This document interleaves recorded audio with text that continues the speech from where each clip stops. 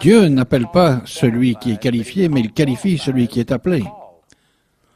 En d'autres termes, il ne nous choisit pas en se basant sur notre bonté, mais il nous choisit et puis il nous donne sa bonté. Quelle affaire!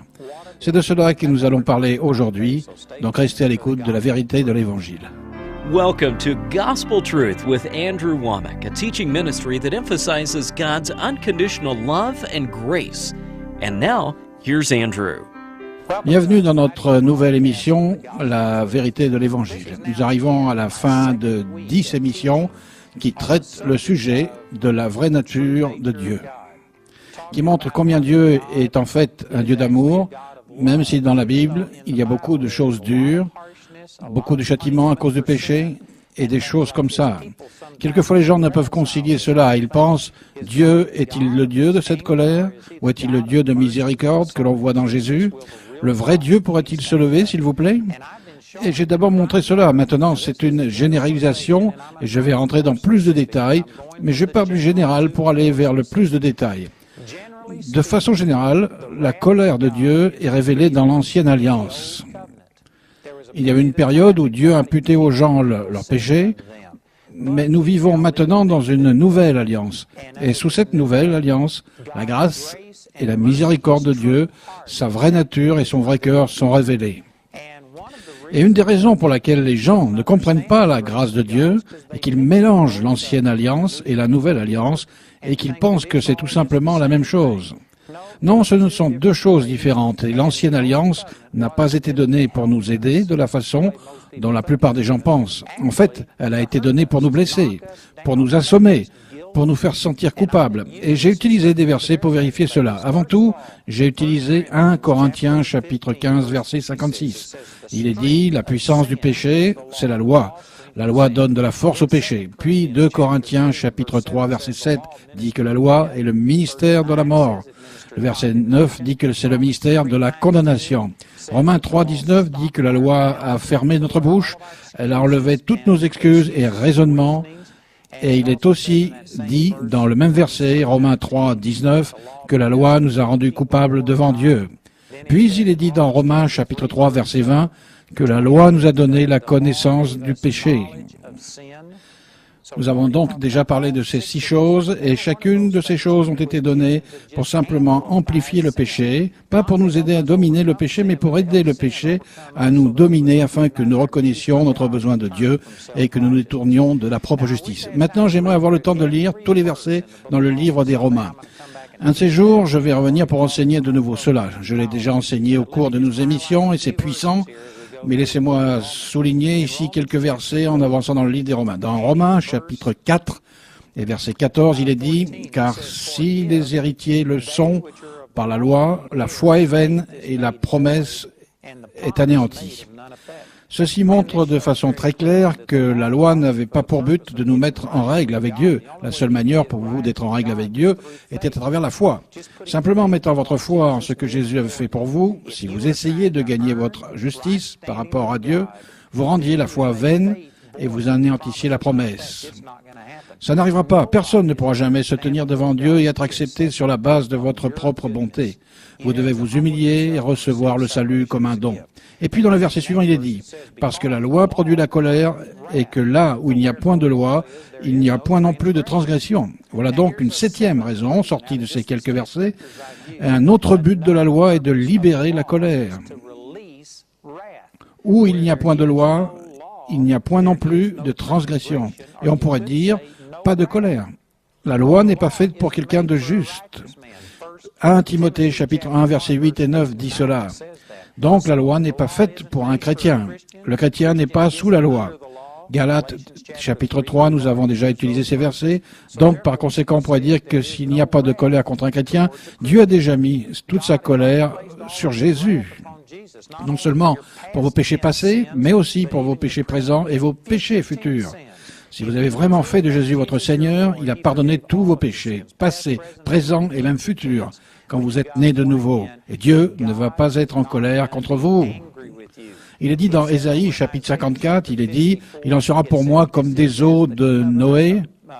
J'avais juré que les eaux de Noé ne se répandraient plus sur la terre. Je jure de même de ne plus m'irriter contre toi et de ne plus te menacer.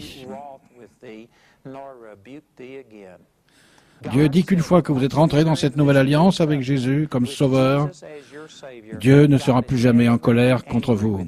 Il n'y aura plus jamais de colère. Nous sommes rachetés de la colère parce que la colère tombe seulement sur les gens qui sont sous la loi. C'est une bonne nouvelle. C'est tellement radicalement différent. Vous savez, j'ai grandi dans un système religieux dans lequel, une fois que vous étiez venu au Seigneur et que vous étiez né de nouveau, ils ne croyaient pas que vous pouviez perdre votre salut. Ils croyaient qu'une fois que vous étiez sauvé, vous étiez toujours sauvé. Donc ils ne prêchaient pas cela à l'extrême. Mais ils prêchaient que même si vous n'alliez pas en enfer, après être né de nouveau, Dieu était toujours en colère contre vous. Dieu ôterait sa bénédiction de votre vie. Dieu ne serait plus en communion avec vous. Il y a de nombreuses fois où j'ai eu l'impression, vous savez, que Dieu se trouvait à 1 million de miles, et je pensais juste que c'était parce que j'avais péché, je n'avais pas témoigné à quelqu'un, je n'avais pas lu ma Bible comme j'aurais dû, je n'avais pas prié, et c'était la raison pour laquelle Dieu m'avait abandonné.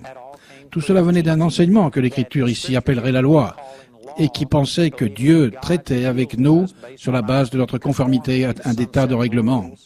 Il y a eu de nombreuses fois où j'ai pensé que Dieu m'avait abandonné. Je me rappelle qu'une fois au Vietnam, j'avais l'impression d'être un tel raté en tant que témoin que je pensais que Dieu m'avait mis au rencard.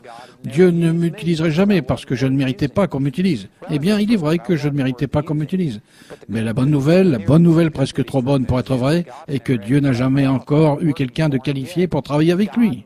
Et pour lui, Dieu n'utilise pas celui qui est qualifié. Il qualifie celui qui est appelé. Il l'a fait que je sois accepté par lui simplement par grâce, pas sur la base de ce que j'avais fait. Et donc, quoi qu'il en soit, la loi produit la colère.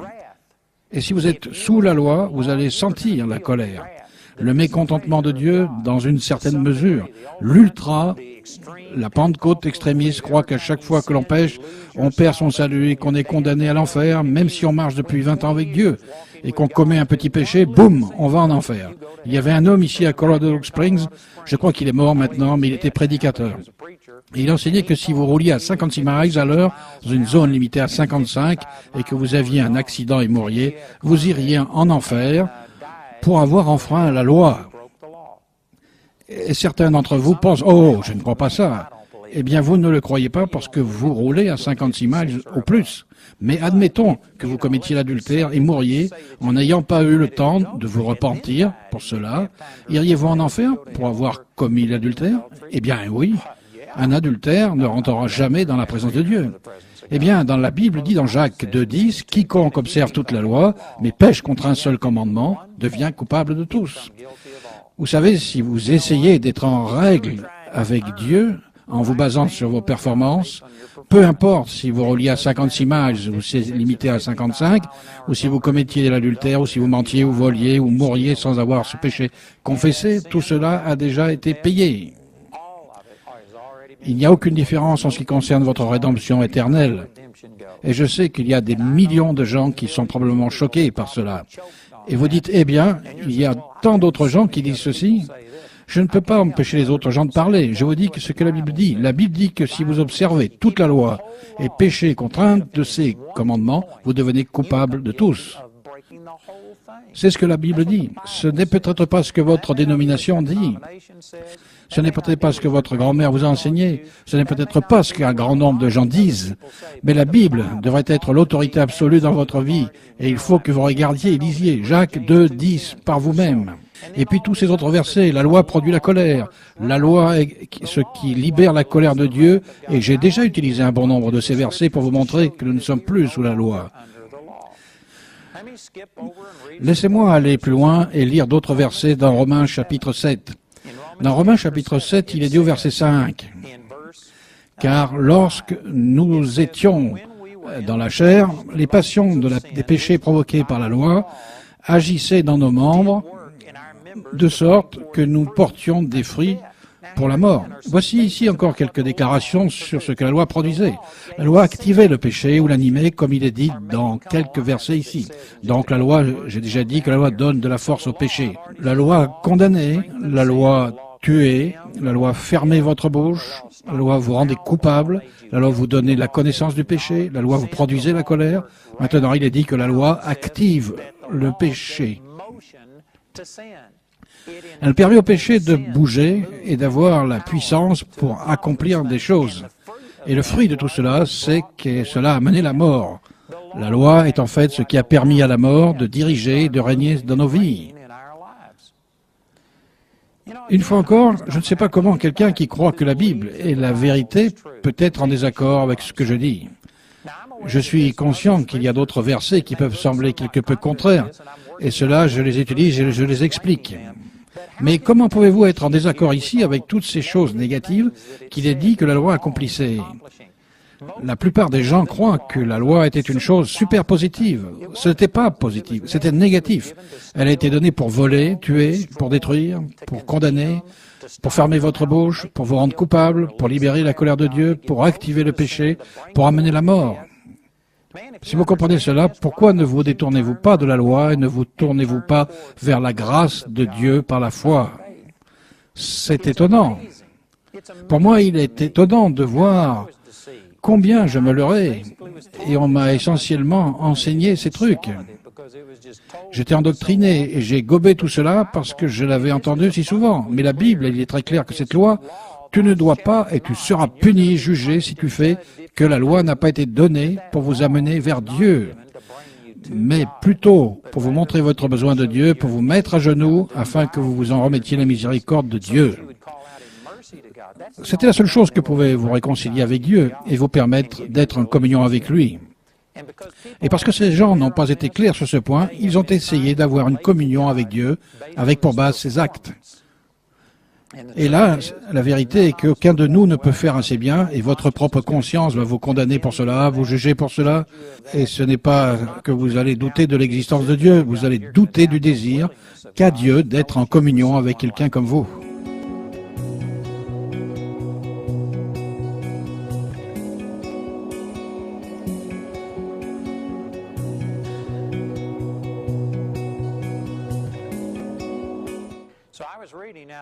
Donc j'ai lu dans Romains chapitre 7 et verset 5, il est dit que, car lorsque nous étions dans la chair, la passion des péchés provoqués par la loi agissait dans nos membres, de sorte que nous portions des fruits pour la mort, mais maintenant, nous avons été dégagés de la loi. Est-ce que cela est clair pour vous? Nous avons été dégagés de la loi, étant morts à cette loi, sous laquelle nous étions retenus de sorte que nous nous servons dans un esprit nouveau, et non selon la lettre qui est vieillie. Que dirons-nous donc? La loi est-elle péché? Loin de là. Mais je n'ai connu le péché que par la loi, car je n'aurais pas connu la convoitise si la loi n'eût dit « Tu ne convoiteras point ». C'est en fait la même chose que ce qui est dit quelques chapitres plus haut. Dans Romains chapitre 3 verset 20, où il est dit « C'est par la loi que vient la connaissance du péché ». Cela dit que je n'aurais pas su ce qu'était le péché si la loi n'était pas venue. La loi nous a donné la connaissance du péché. Et puis il est dit au verset 8, « Et le péché, saisissant l'occasion, produisit en moi, par le commandement, toutes sortes de convoitises, car sans la loi, le péché est mort. » C'est presque stupéfiant. C'est tellement différent de ce que la plupart d'entre nous avons pensé. La plupart d'entre nous ont pensé que la loi avait été donnée pour tuer le péché. Mais la Bible dit exactement le contraire. Jusqu'à ce que la loi vienne, le péché était mort. Et maintenant, regardez le verset suivant. Il est dit, « Pour moi, étant autrefois sans loi, je vivais, mais quand le commandement vint, le péché reprit vie, et moi je mourus. » En fait, le péché a pris vie quand le commandement est venu. Vous savez, je sais que certains d'entre vous sont en train de se battre en se disant, « Je pensais que c'était juste le contraire. » Je pensais que de moi-même, j'étais un pécheur et que j'étais tourné vers le péché, et que donc le Seigneur avait donné la loi afin que j'arrête de pécher et afin que je puisse surmonter le péché. Non, en fait, la loi a donné vie au péché à l'intérieur de vous et vous êtes morts. C'est exactement ce que ces versets disent.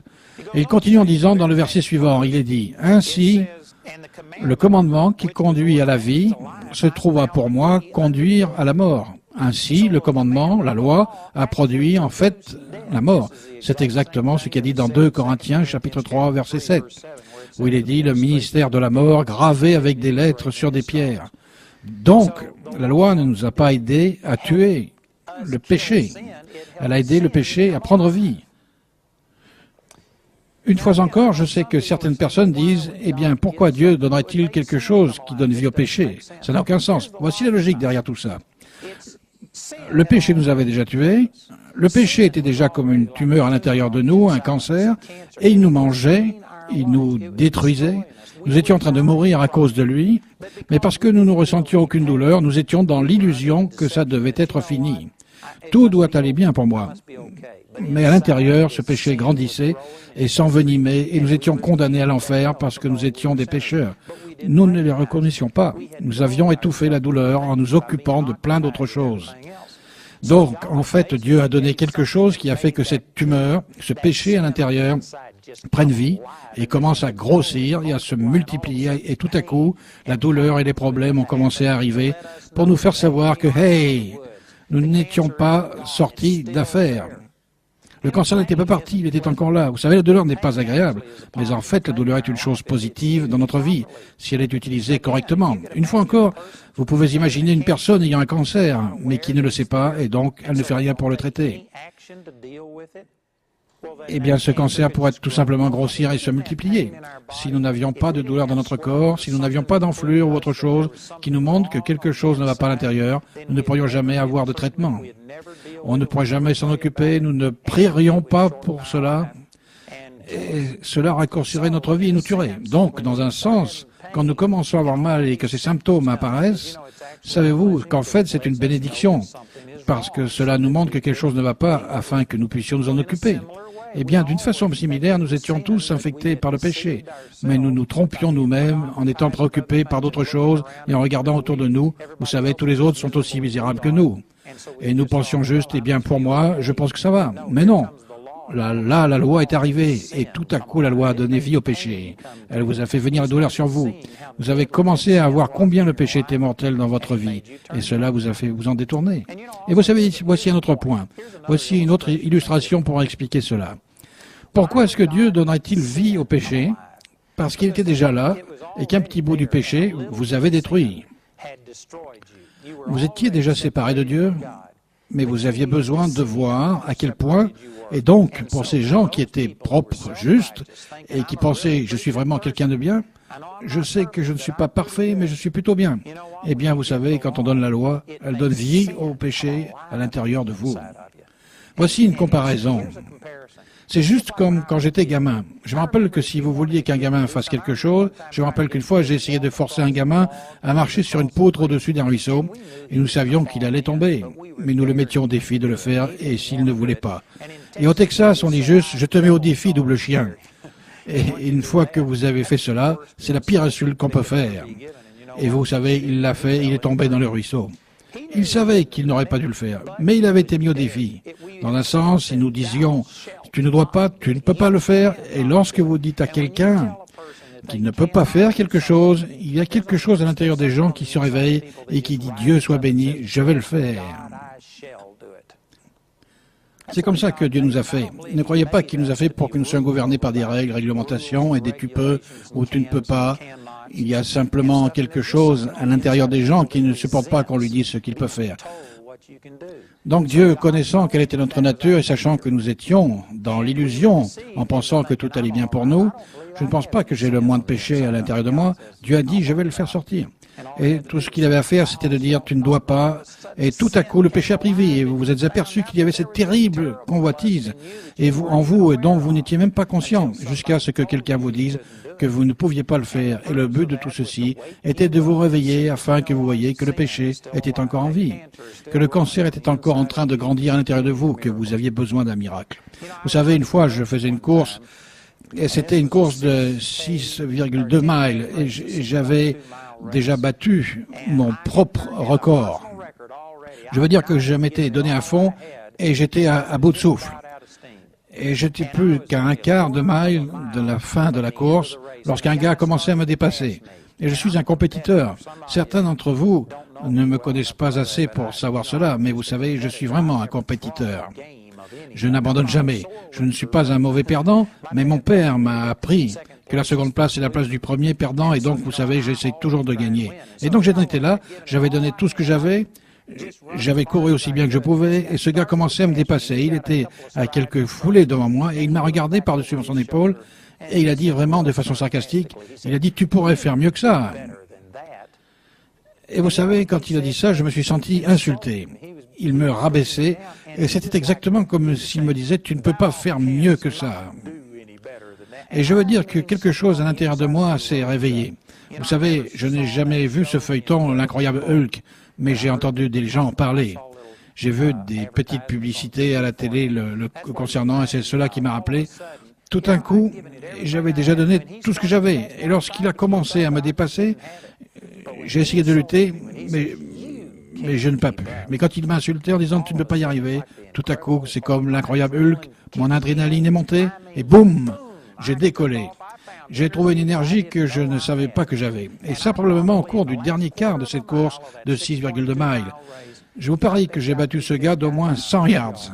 Je ne sais pas d'où est venue cette énergie. Et quand j'ai passé la ligne d'arrivée, Jamie était là, je suis tombé dans ses bras. J'ai pensé que j'allais mourir. Je ne sais pas d'où cela est venu.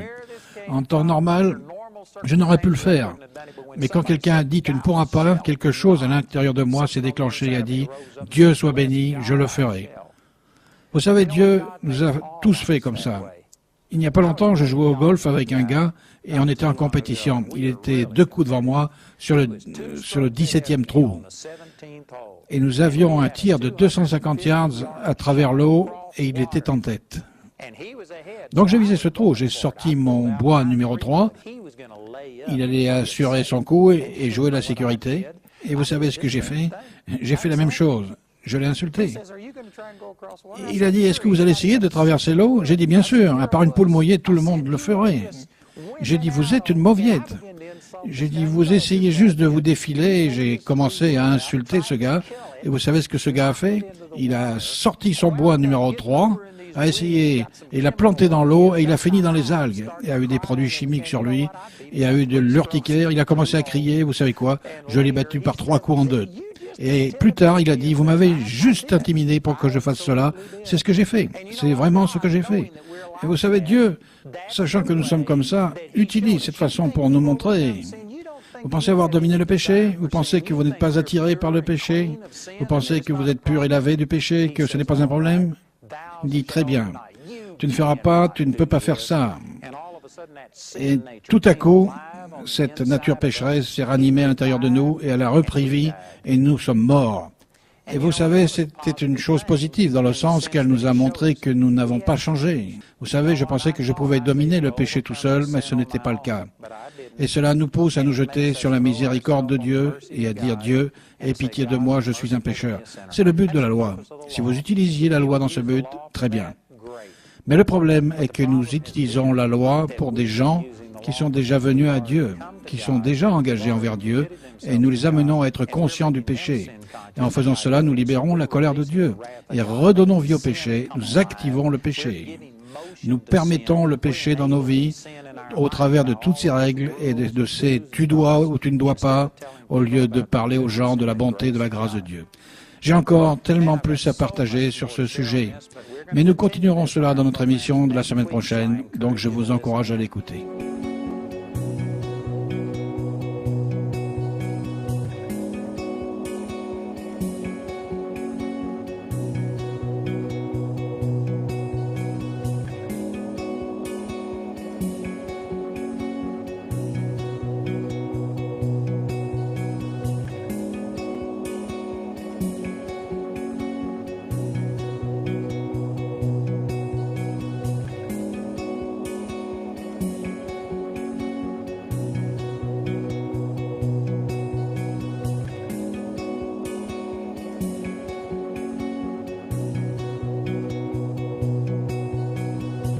Mission qui traite le sujet de la vraie nature de Dieu, qui montre combien Dieu est en fait un Dieu d'amour, même si dans la Bible, il y a beaucoup de choses dures, beaucoup de châtiments à cause du péché, et des choses comme ça.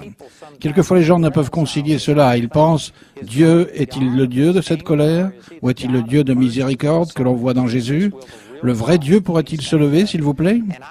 Et j'ai d'abord montré cela. Maintenant, c'est une généralisation et je vais rentrer dans plus de détails, mais je pars du général pour aller vers le plus de détails.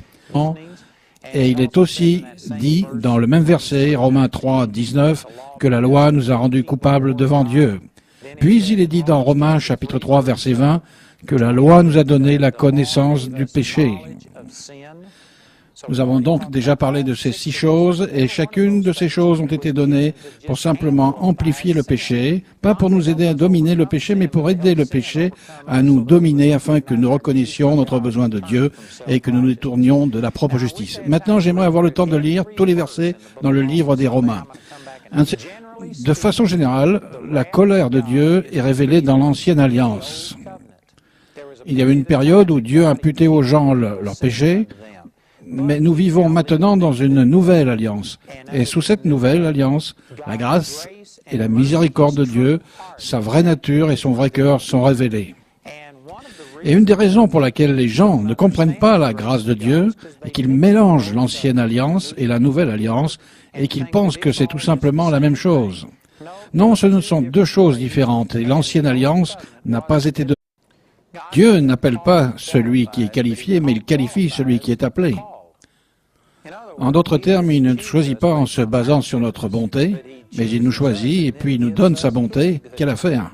C'est de cela que nous allons parler aujourd'hui, donc restez à l'écoute de la vérité de l'Évangile. Welcome to Gospel Truth with Andrew Womack, a teaching ministry that emphasizes God's unconditional love and grace. And now, here's Andrew. Bienvenue dans notre nouvelle émission, La vérité de l'Évangile. Nous arrivons à la fin de 10 données pour nous aider de la façon dont la plupart des gens pensent. En fait, elle a été donnée pour nous blesser, pour nous assommer, pour nous faire sentir coupables. Et j'ai utilisé des versets pour vérifier cela. Avant tout, j'ai utilisé 1 Corinthiens chapitre 15 verset 56. Il est dit, la puissance du péché, c'est la loi. La loi donne de la force au péché. Puis 2 Corinthiens chapitre 3 verset 7 dit que la loi est le ministère de la mort. Le verset 9 dit que c'est le ministère de la condamnation. Romains 3, 19 dit que la loi a fermé notre bouche, elle a enlevé toutes nos excuses et raisonnements